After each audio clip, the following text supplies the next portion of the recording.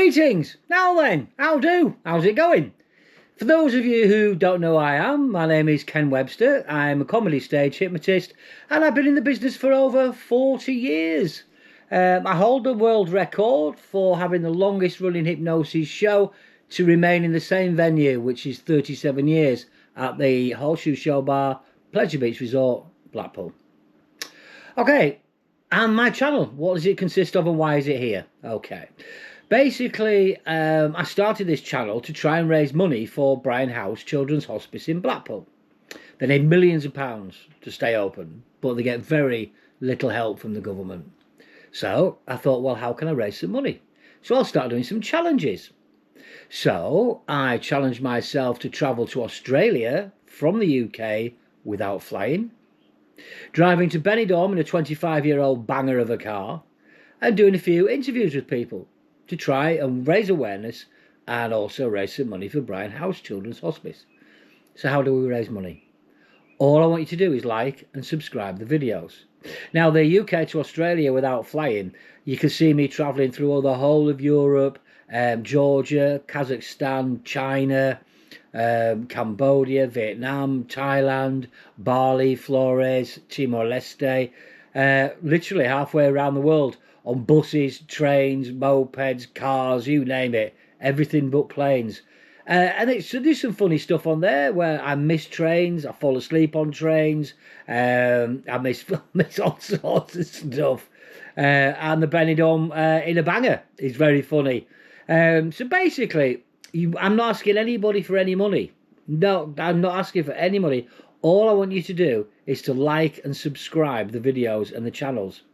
It's not costing anything, just a little bit of your time to press a couple of buttons, and let's try and raise as much money as possible, because all the money that's raised from the UK to Australia trip, the Benidorm trip, and these celeb interviews, all this money goes to Brian House. My next challenge after these two, I'm attempting to do Route 66 on a mobility scooter. So please like and subscribe this channel. Let's try and raise some money. Importantly as well, have a laugh, because that's what these videos are all about, having a laugh. Thank you for your time. Please like, please subscribe, and enjoy this celebrity interview. Royston Vasey was born in 1945 in Middlesbrough, England. He was brought up in a very working class background. He left school at the age of 15 with absolutely nothing, no qualifications, no exams, nothing. He didn't know what he wanted to do when he left school, as most 15-year-olds don't. So he had a few dead-end jobs for a couple of years or so, didn't know really which way to go, what road to turn. And then he knew what he wanted to do. He wanted to entertain people. So Royston Vasey formed a double act called Alcock and Brown, named after the British aviators. And then after a few years, Alcock and Brown decided to go their separate ways, and Roy decided to keep the name Brown for his solo act. He tread the boards up and down the working men's clubs, doing all the old gags and clean gags. It's completely different to what it is now. In fact, the Royston Vasey off stage and the Roy Chubby Brown on stage are two completely different people. And the general public seem to get Roy and Royston mixed up. Everybody thinks that Chubby Brown on stage is the same as Chubby Brown off stage, and it's not. Roy Chubby Brown is a caricature, is an act.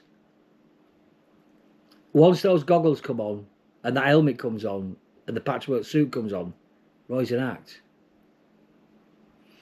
So the early days went by, and he realised that audiences wanted something a little bit ruder. So he started writing gags, writing his own gags.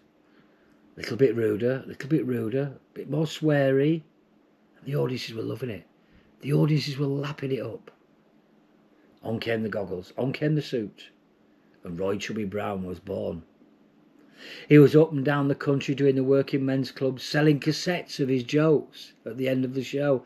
And everybody bootlegged those cassettes, because everybody I knew had a Roy Chubby Brown audio cassette. And he tread the boards for a few years up and down the working men's clubs, and the audiences just got bigger and bigger. In fact, the audiences got too big for the working men's clubs, so he had to do theatres.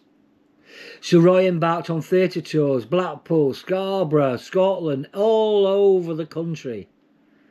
He was touring for weeks and months and years on end, selling out, standing room only. His rise to fame just got bigger and bigger.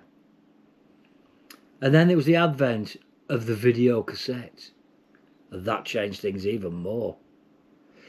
Roy Chubby Brown began to film his shows and bringing one out every year on VHS. In fact, his first one, From Inside the Helmet, as I understand, knocked Top Gun off the #1 slot. He was selling thousands and thousands of videos. Every year Roy will bring out a new video, and then it's DVD.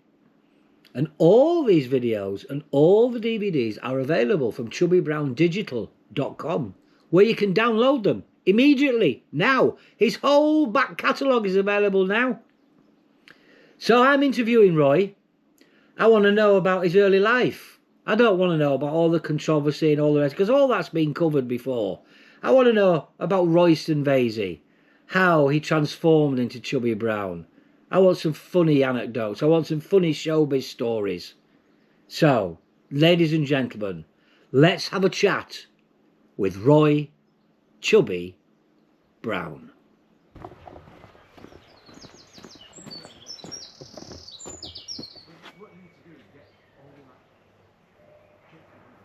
Royston Vasey.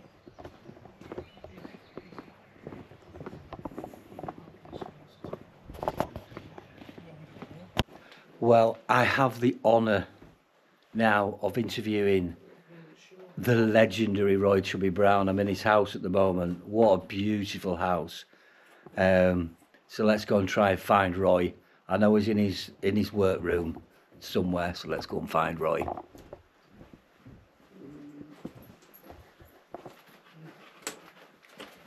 Good afternoon, Roy. Hello, sir. How are you? Was the window open? You don't know me. Go on, guess who I am. It's me, Brad Pitt's brother, Sess. I'm just showing my friend here exactly how I work.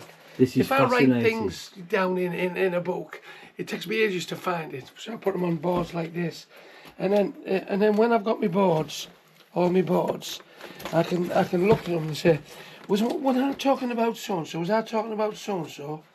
And then I've got names and stuff on loads and loads.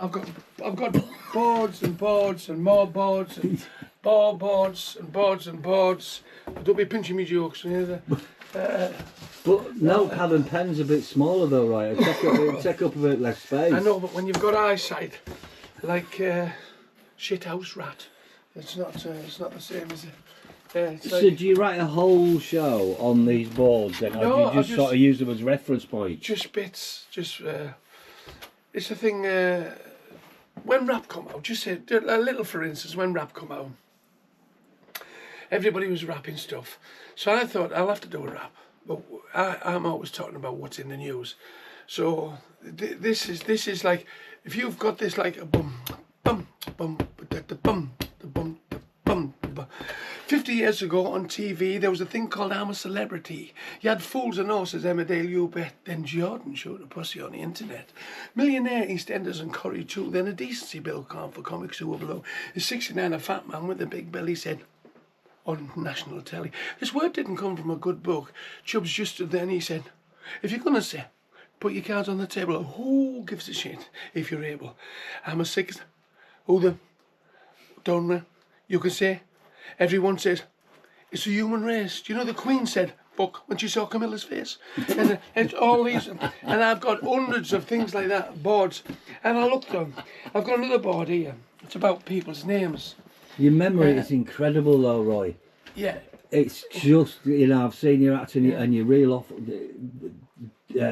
different songs one after the other after the other. This particular moment, you're always looking for, when you do stand-up comedy, you're always looking for something new to say. And the thing is, with what's going on at the moment, I found an old phone in my garage. It was in a box and I picked it up. And it is an old phone. You don't see them anymore. Now it's like a walkie-talkie phone. And I thought, what can I do with this? What can I do with it? I was racking my brain, what can I do with it? So I had this idea of putting it on the piano on stage and saying to the audience, boys and girls, this is an old phone. And when I started in the 60s, the agents would ring me up and say, can you get so-and-so's number? Can you get Tommy? I said, I can't go to Tommy Coop and ask his number. He might tell me that off. I don't know. I can't, but give me an idea. So what it is, I wrote down the names of all the comics I've worked with, that I've talked to, that I know, that I've watched on TV, and then I made a routine out of it. So then I'd get the phone to ring, and I'd say, have you seen the names that's on this phone, boys and girls? Johnny Vegas, Bobby Ball, John Cleese is awfully tall, Billy Connolly, Peter Kay, Bernard Mann and Charlie Day, Eric Sykes, Ken Dodd, Joe Pascal, Silly Sod, Tom O'Connor, Jimmy Carr, Tim Fine, Freddie Starr, Tommy Cooper, Barry Moore, Larry Grayson, Shut That Door, Brendan Carroll, who's Mrs. Brown, Les Dawson, Coco the Clown, Dave Spikey, Eddie Large, Dame Edith Everard, Harry Hill, Mickey Fidden, Tarbuck, Spike Milligan, Rod Gilbert, Frankie Boyne, Eddie Izzard, David Roy, Bradley Walsh, Roy Walker, Jennifer Saunders, she's a corker. Peter Cook, Alan Carr, Alan Partridge goes, ha. Davro, Roy Hood, Don French, Victoria Wood, Al Murray, Russell Rand, Des O'Connor. He's always tan. McIntyre, Sean Locke, Paul Merton, Chrissy Rock, Ed Burns, Joe Brand, Jack Whitehall, Alan Rand, Monkhouse, Ted Freer, Bill Bailey, Danny Kay, Jimmy Jones, Dara O'Brien, a little comic called Billy Bean, Frank Skinner, Hill and Pace, Benny Hill, Paul Zinneman from The Chase, John Bishop, Jack D, Jasper Caddett, Flush Lees, Lee Evans, Lee Mack, Paul Merton. I loved his crack. I mean, I can do 150 names. It's ridiculous. I don't want to bore you shitless, but and that's practice. That's just practice. You practice all the time. That's what you do. hell of a memory. Yeah. And all these things have all got. These are things that's happened just lately. Brian Cox said there's water on the moon. So my joke is, how far does he expect these friggin' Ethiopians to walk with a bucket? You know, this second-class stamps are going up. If I want to lick someone for a fiver, I'll go to Blackpool for the weekend. Yeah. There's always someone to say. 3 asylum seekers were coming across from France in a kayak. But it was that cold, they built a little fire. Of course, it sank. And that's it. You can't have your kayak and heat it. So, there's always someone to say. That's just brilliant, Roy. Absolutely brilliant. Fascinating. Absolutely fascinating. And I notice you're a massive Laurel and Hardy fan, because I've seen loads of these Laurel and Hardy figures. Huge Laurel and Hardy fan. Are you crying at you? In the front. Yes. Brilliant. Do you want me to do it on for you? Yeah, why not, Roy? Yeah. Absolutely. Yeah, do you want the light on or is it, Yeah, chuck the light. Will the light go on? Can you put Steve over there? You see the switches behind the clock. You put the light on.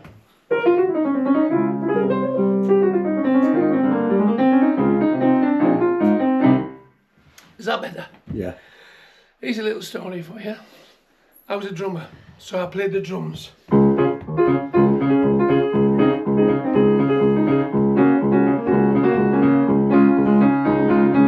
I played the drums on the piano, and suddenly I thought I'd really like to sit down and play the piano. So I bought a book called Mel Bay, Teach Yourself Chords. And while I was looking at the book, there was a tune in it, and it was by Scott Joplin. This, I'm going back 30 years now. I thought, who's Scott Joplin? He was one of these.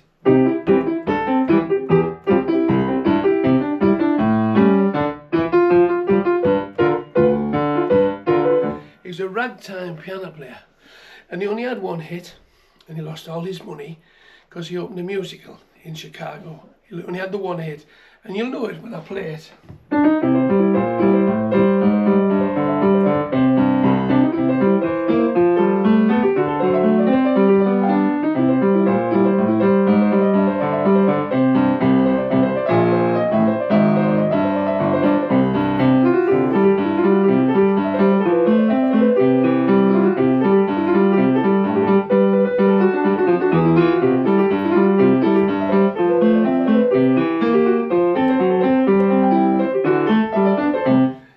Entertainer. Yeah. That was my basic. my basic tune. And then what happens is, when any keyboard player will tell you, when you're playing anything on the piano, you start making things up in your head. So I made this up.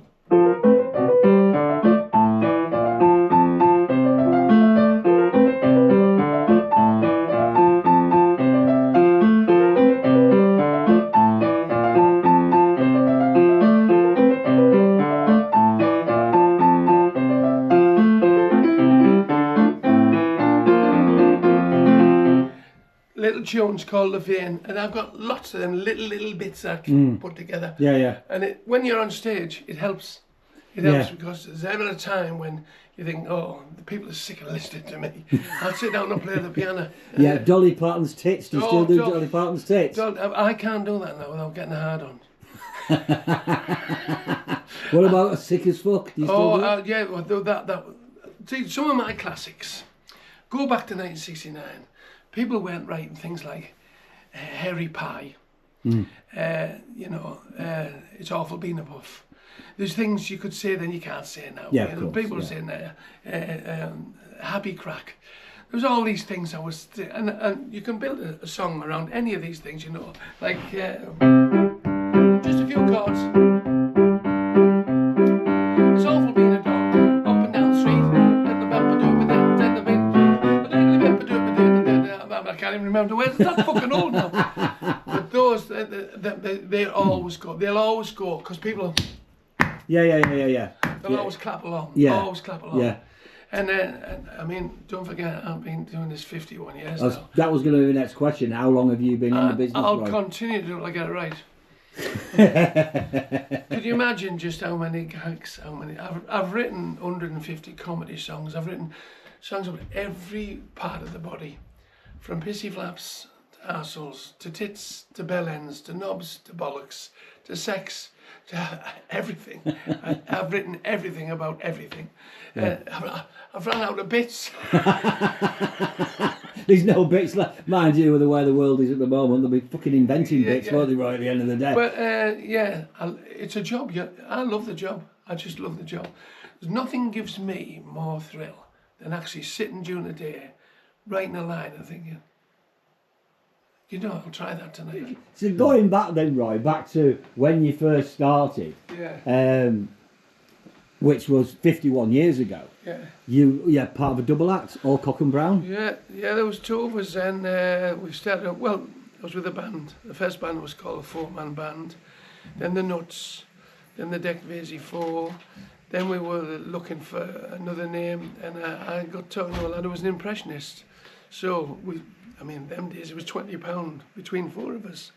So I went with this lad. He could do Harold Wilson and Ted Heath. He did all the politicians. So we formed a duo, and I picked a magazine up in the dentist, and on the front was the flyers that flew the Atlantic, all Cock and Brown. I said, why don't we call ourselves all Cock and Brown? So that's what we did. And we supported, in those days, big names. Bob Monkhouse, Des O'Connor. It was a clean act, and we never said bugger, bloody, nipple, tit, arse, fart. We never said anything like that. It was just a clean act. And there was, we worked with so many people. And because it was all Cock and Brown and the flyers, I wore the flying hat and goggles. And that that's took where off. the flying hat and goggles came from. Yeah, that's where it took off. Right, okay. And then people started saying, hey, we had that comic on here the other day, he wears a flying hat and goggles, couldn't remember your name. Yeah. And that's took off for me. And so how long were you together with all Cock and Brown? We were about 18 months we were together. And what made you go solo? He wanted to leave. I might have been still there, like little and large, like Cannonball. We got on all right, and then he wanted to. His family had moved to Canada, and he had a girlfriend up in Sunderland, and they wanted to go. The bad part for me was he came to me on the morning and said, I'm backing in. I said, when? And not giving me a chance to develop an act. He said, I'm leaving tonight because on Sunday we fly into Canada. I said, well, what am I going to do? He said, oh, you'll manage. And after about 2 years of what I would call relative success, he rang me up and asked to come back. It was too late then. Yeah. Chubby Brown was established. I was doing clubs in Wakefield, Sheffield, Huddersfield, Leeds, Manchester, Liverpool, Birmingham, Coventry, Hull, and I was packing the clubs out. Where did the suit come from then, Roy? Well, I believe comedians should be characters. You know, Norman Wisdom's a character, isn't he? I believe comedians should be characters. I mean, Bob Monkhouse, very clever, very clever, but it was his material was funny. I didn't think he was funny as a person. I like funny men who do funny things, you know. Eric Sykes, Spike Milligan, they do funny things, you know, even if it's tripping up or falling down the stairs. Yeah. But, I mean, I'm not. Wouldn't be fair for me to have a go at other comedians because there'll be a lot of them can't stand what I do. Yeah. In fact, I had comics say to me years ago, "You've brought our business down to gutter level." I said, "No, it's what's needed. It's what's needed now." I worked with Bernard Manning at Jolly's nightclub in Stoke in 1971. Bloody hell, that's above Longton bus station. Yeah. And he said to me, "I watched you there, son. You are really funny, but you're going to have to smut your act up a bit." I said, "Why?" He said, "You're too clean, too silly, you know." He said, "Don't forget you've got 1,600 coppers in here having the end of season do and all that." He said, "They want to hear, you know, funny ass tit and knob joke, they don't, you know." Pat said to make Mick said to Pat, so I'd have a rethink. You know. So was it Bernard Manning that sort of nudged you in Bernard was the one who said to me, so first of all I just went home and put bad language in with the gags I was already using. And then I auditioned for Opportunity Knocks, and there was quite a few people in the queue that I knew at the time. And I auditioned, and when I come off, the producer took me to one side. He said, "Listen, son, you're funny, but you can't say arsehole." I said, "What?" He said, "You've just told a gag about a bloke's arsehole. You can't, you know." He said, I said, "No, it's funny." He said, "Yes, it's funny. You had us crying, but you can't crack jokes about us." So then I went on New Faces. Didn't learn my lesson. I'm on New Faces, and I told about a joke about a bloke who sold a bucket of shit for £3. Same thing, he went, "Excuse me, you can't tell a joke about a bloke who sells a bucket of shit for £3." So, yeah, I'm my own worst enemy. That's just brilliant. That's brilliant. So then you were doing sort of the working men's clubs. I remember seeing you at the Barrowcliff pub in Scarborough, and there was maybe 50 or 60 people, and you tore the bollocks off the place, as per. But I don't think I would really sort of late mid-80s. Everybody I knew had a Roy Chubby Brown audio cassette, because people were pirating him like fuck and selling them in pubs. Everybody had a Chubby Brown cassette, you know. So in the early days, did you ever get paid off? All the time. All the time. Yeah. What was your funniest experience of being paid off? Well, the ones I remember is the concert chairman coming up and asking me for the microphone. So I thought he was going to say, "Could the car 6429B1 please move from the car park because we can't get the bus out?" So I give him the microphone, and don't forget I'm still on stage. He went, "Ladies and gentlemen, are you prepared to listen to this heap of shit?" So when I come up, I said, "Am I getting paid?" He said, "Who told you you were funny?" I said, "Well, my mum likes me." He said, "Well, let your fucking mother pay you." You know, I went to White House Social Club in Sunderland. I'd been on about 50 minutes. He said, "Oh, off. Off now." I said, "I've only done 50. He said, "Get off now." I said, "I'm not coming off." And I heard the curtains go, buzz. So I jumped in front of the curtains. I went, "Nearly got me there, did you?"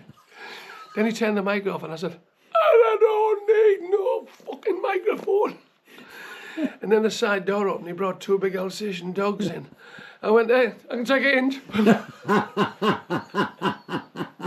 So you had quite a few then, where perseverance. You persevered with it, didn't you? And just we've got nothing else. You know, you've got to. We had responsibilities like wife and kids. And, Yeah. We lived in a little council house, and we you know, you set off on to go to the club. You never knew whether you were going to get paid or not. Yeah. Many a time. That's just. I'd go to a club and they'd say, "How much are you on, son?" I said, "You would embarrassed to tell them." "I'm on 25 quid. Yeah. Right, okay, well, we've had a committee meeting. We've decided to give you a tenner. It's a long way from 25. Yeah, well, you're worth a tenner. And I went to one club, concert. He said, "We're giving you a fiver." I said, "Oh, you could, fiver." I said, "Have you seen the price of petrol?" He said, "Listen, son, you're lucky to get a fiver." I said, "Okay then, you keep it. You keep that fiver." "Keep it?" I said, "Yeah, keep it. Because I'm putting all these fucking windows in." So they got the police. So you had this succession of really bad gigs and getting paid off. When did it change? When did it was like, hang on a minute, Chubby Brown's on there. Hang on, the audiences are getting bigger. And when did it change? It was about early 80s. 81, 82, 83. I mean, but before then I was doing hotels in Blackpool. Somebody seen me and said, "I'm putting you on the South Pier." That was 1976. I said, "South Pier?" He said, "Yeah." Oh, I was chuffed to bits. But they won't put me on till 12 o'clock at night. So I didn't tell jokes, just answer backs. Right. You know, they'd be shouting at me, I'd be shouting at them, "Go and take your face for this shit. Yeah. Do you watch Play School? Which fucking window do you want to go through?" Yeah. I didn't know the seat to be facing the stage. There was a programme on yesterday about people that are ugly, they won't leave the house. You obviously didn't fucking see it. I was answering them back. Yeah. And did that for a full hour. And then did the tide change then? It's like, well, hang on a minute. Yeah. I'm actually not getting paid off anymore. We said, we put these big posters up. If you're easily offended, stay away. And we also said to the audience, look, give Roy a chance. He's got some great stories. Yeah. You know, and I'm sure tomorrow when you go to work, somebody will say, "Where were you last night?" And you can say, "Oh, hey, I heard this, I've heard that." Yeah. You can't do that if you're just shouting abuse all the time. Yeah. You know. And so then you was. I was a man's entertainer, and the men were going home and saying to their wives, "We've just seen this coming. Well, why can't we?" We say, "Well, it's not for your ears, darling." "Oh, no, it's not for your ears." Hang on, we have babies, we fart and suck dick. You know, what's the difference? Yeah. Yeah, but you do it in the house, you can't do it in the club. You know, yeah.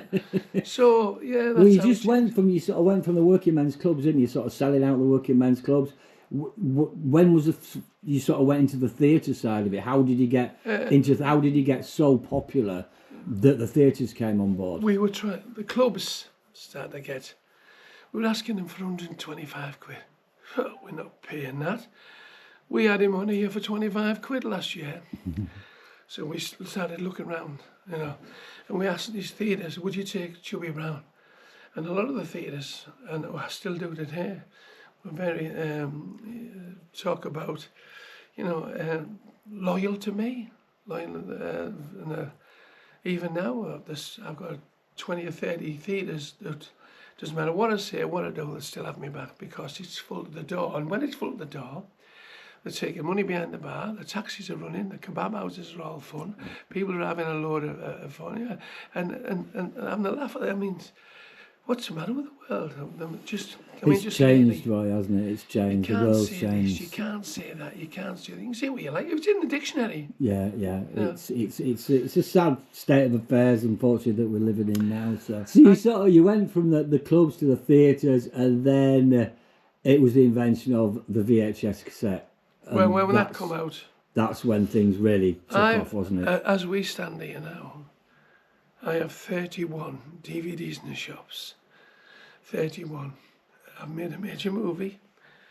I've got 2 LPs, 4 CDs. I had 12 cassettes out. They're dilapidated now. They've gone now. If anybody's got an old cassette, it's worth money now. Yeah. I seen one of my old cassettes. Yeah. Called Private Parts. Yeah. Go at a car boot sale for 12 quid. Really? They were only 50 pence. But your VHS sales from what I heard, you knocked Top Gun off the #1 spot. I did. From inside the yeah. helmet. I rang Universal. I said, "You're giving me a fee for a DVD, and I've just looked in the Sunday papers. I'm at #1 in the DVD charts, and U2, Bono is at #2. Now, with their exposure, what they do, why aren't I getting any more money?" And that's when it comes into bad management. Yeah, You yeah, can't yeah. have your finger on the button. Yeah, yeah. Because you still bring it. I mean, like we said before, you know, for a comedian to bring out his material Yeah. once a year and then having to go out and write a whole new. Yeah. That really does take some I have doing. sort of a diploma in my recording studio on the wall, and it says that this is given to Roy Chubby Brown after selling 1 million copies. Right? Yeah. Where's your favourite place to work? Where's your favourite theatre? That's like saying how long's a piece of string. I've gone to the same theatre 2 nights, and one night I had them standing on the chairs cheering. The next night, nothing. Yeah, I've had that But on the myself. side of the bed they got out of. Yeah, I've had that I mean, myself. Newcastle City Hall, Middlesbrough Town Hall, you know, Manchester Apollo. I love Manchester Apollo. Yeah, yeah, You know, yeah. Liverpool Empire. Yeah. They were bought out. The Empire was bought out by Americans. They don't want me now. The 17 big towns in this country won't have me. Yeah, because they're trying to be politically correct. But you know, between me and you and the gatepost, they're sick of it. They're sick of this political correctness. Yeah, yeah. You can't say this, you can't. You say what you fucking like, can't you? You're a human being, aren't you? It's in the dictionary, it's a word. Yeah, yeah, yeah, yeah. You know. Yeah, yeah. So when do you see yourself stopping, Roy? When do you think, do you know, I've had enough? Well, I'll be 81 next. And I look at my life now, and even last night talking to the family, trying to sort out who'll get what. Because it's all down about if families fall out about finances. Yeah. And all, everything's down in black and white. Everybody knows what they're going to get. You know, people say, "Oh, you'll be like Tommy Cooper, you'll die on stage." Well, I hope I don't. I hope I die in bed with a 16-year-old, head stuck between her legs, can't get me breath. Who's your comedy heroes, Roy? I'm glad my wife's not listening to this. Yeah, she will. Yeah. Who's your comedy heroes? Ken Dodd was my favourite. Yeah. I thought Ken Dodd was the funniest man alive. Yeah. Yeah. I love Billy Connolly. I mean, he changed the whole face of comedy. You know, there's been, we all comedians, if you talk, will all pick the top boys. But there's been ordinary run of the mill comics you see every day on Clubland. Yeah. And you say, "Oh, he's good. He's you know." Yeah. You've got. Well, we had. Some of them just died, haven't they? Frank Castleman's a funny man. Yeah, he was. Frank. Mickey Miller's a funny man. Mick Miller's fantastic. There's so many of them now that Yeah. you sit there. If you can't laugh, you must be a miserable bastard. Yeah. You know, there's loads of them. Some of the alternative comics are quite good. Quite good. Lee Evans is dead funny. Oh, it's clever. Man. There's that many of them now. Yeah, yeah. There's some I have to turn the telly off. Yeah. There's some that, oh God, is that something? Yeah, I know which ones you mean. And now I know how they felt when they first saw me. Well, it must have been an honour when League of Gentlemen named Royston Vasey. That must have been. How did you feel when? What happened? What's the story behind that? Behind the Royston Vasey League of Gentlemen? With having all the tapes and records and DVDs out, the lads who wrote it must have been watching my DVDs. So when they wrote the series and pinpointed it about what we're going to do with this, what we're going to do with that, somebody, I think it was Mark, one of the tall ones, he's from Newton Aycliffe. I think he said, we need a name, and somebody said, well, we need a name for a village. So why don't we call it Royston Vasey, which is obviously my name. Yeah. So they rang my management up and said, would Roy object to us? Sure, I wouldn't. It's a compliment. It's a feather in your cap. So that it was the first time it was on. It was a BBC Two or Channel 4. I think it was BBC Two. The very first night it came on the television, nobody knew what to expect. We knew it was off the wall. We knew it was avant-garde. We knew it was different from everybody else. We knew it was dark comedy. And I'm sat there, I got my cup of tea ready, and it starts.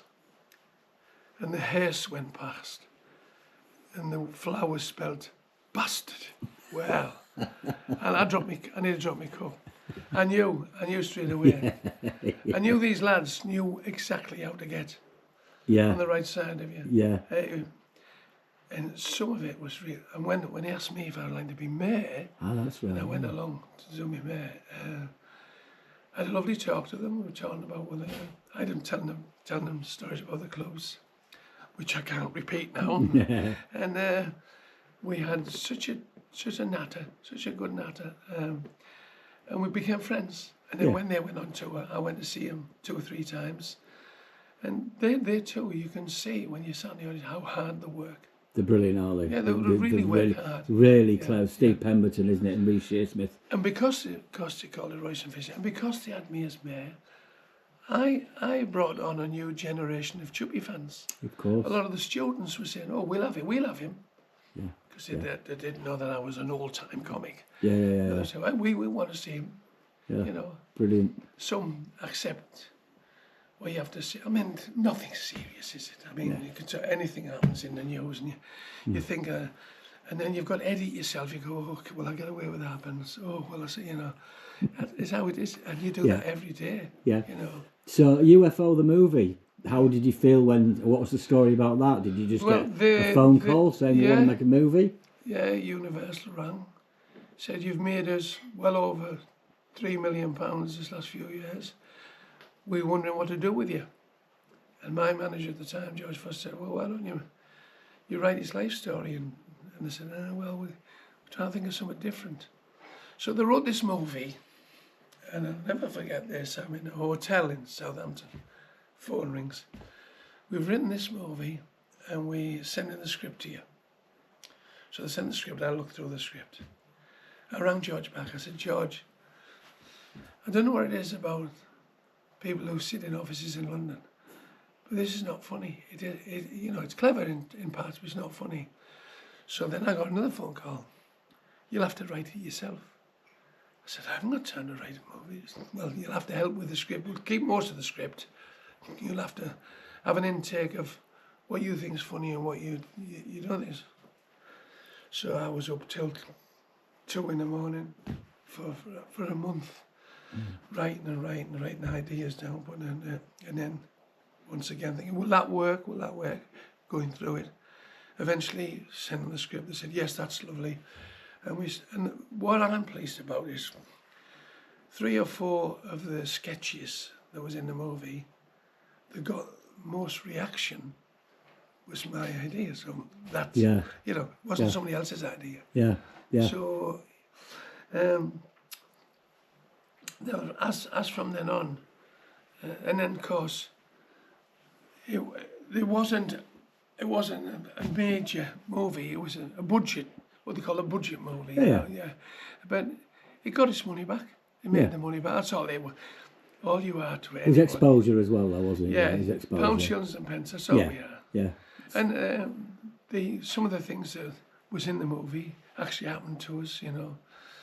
George getting out of the car and having a piss in the phone box, and I was on the phone to the agent and there was no glass in the box and he pissed all up my trousers.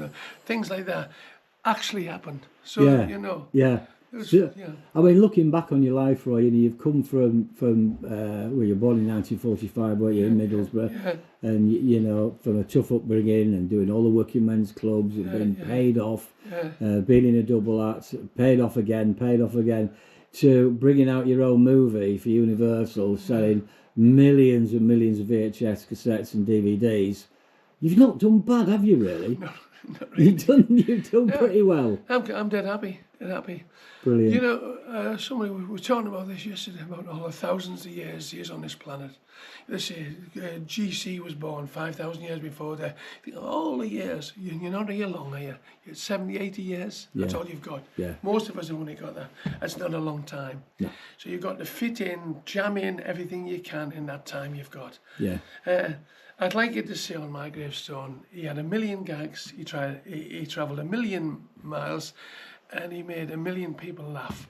That'll do me. Brilliant. Roy, Thank you so much for your time. Anytime. I really appreciate it. Thanks for coming to see us. Brilliant chatting to you. Bye. Thanks, Roy. Thank you.